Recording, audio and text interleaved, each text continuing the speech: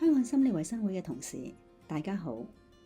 我係香港中文大學社會工作學系黃敬穗 Phyllis。喺上一次嘅 PBS 影片系列1嗰度咧，同大家講解咗咩嘢係我哋服務使用者嘅需關注行為啦，同埋背後嘅理念。咁今次喺系列2咧，就會同大家講解一下點樣去評估啦，同埋做分析嘅。PBS 嘅手法大致可以分為6個嘅實施步驟。喺今次系列，我哋會首先講第1至到第4嘅步驟，亦即係評估及分析階段。喺下一個系列咧，我哋會講解埋介入階段，即係第5、第6個步驟。喺上一個系列，我哋解釋過 PBS 獨特嘅地方係在於我哋去理解服務使用者有行為出現之時，我哋並唔係淨係睇表面嘅行為，而我哋需要去試下理解同埋分析啦。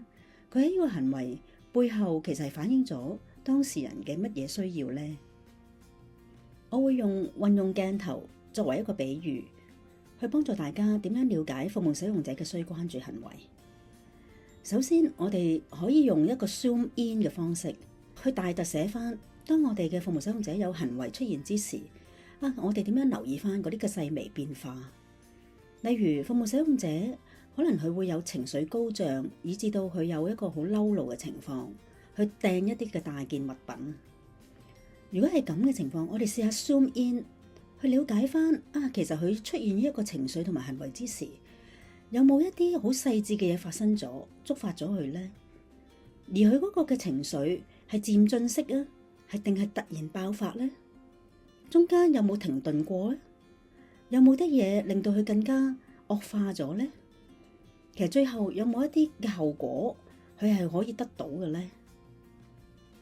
之後我哋亦都可以用 zoom out 嘅方法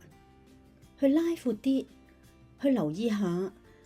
行為發生嗰陣時，或者行為發生嘅前後嘅周遭環境、氣氛同埋人物嘅互動。例如有冇一啲嘅先兆出咗嚟嘅呢？當時場內嘅環境啊，或者個活動有冇一啲嘅變化，促成佢呢一個行為出現呢？有咩人在場？大家又係做緊啲咩嘢呢？身邊嘅人個反應又係點呢？其實呢啲周遭環境、人物嘅變化、互動都有可能幫助到我哋去分析翻佢點解會有呢個行為嘅產生。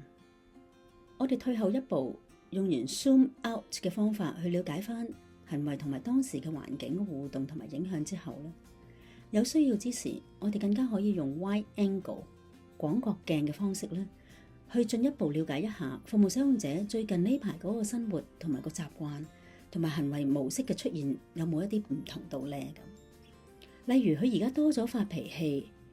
或者掟嘢，其實佢生活上邊有冇一啲嘅轉變導致佢咁樣呢？以往有冇類似嘅情況發生過？定係第一次出現呢？最近服務使用者嘅身體狀況又有冇唔同呢？佢平常嘅溝通又係點樣嘅呢？有冇變化呢？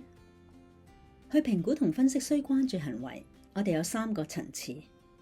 第一個層次，我哋可以運用關於我事件簿，呢一個係一個記錄方法，讓我哋更加全面、更立體咁樣去了解翻服務使用者佢嘅成長背景啦，佢而家嘅好惡啦，佢個性啦，佢中意嘅事物啦，同埋而家一啲嘅生活習慣，同我哋溝通嘅方法。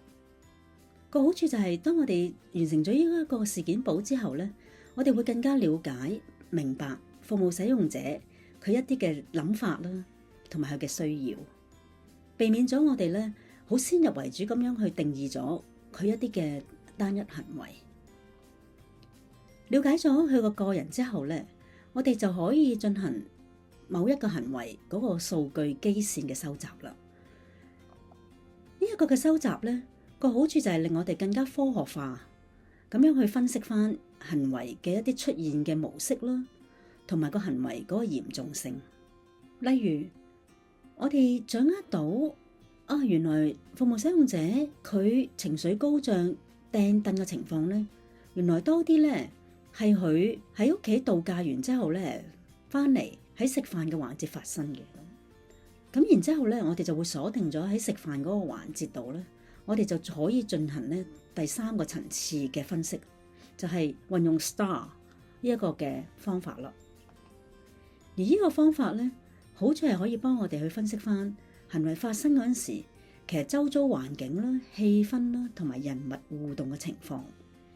呢個分析可以幫助我哋咧進一步去考慮介入嘅手法。之後我哋可以綜合翻關於我事件簿、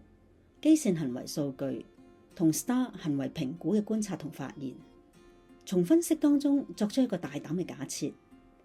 例如，服務使用者最近情緒高漲或者有過激嘅行為，其實係想同我哋表達乜嘢嘅信息呢？佢不滿現狀，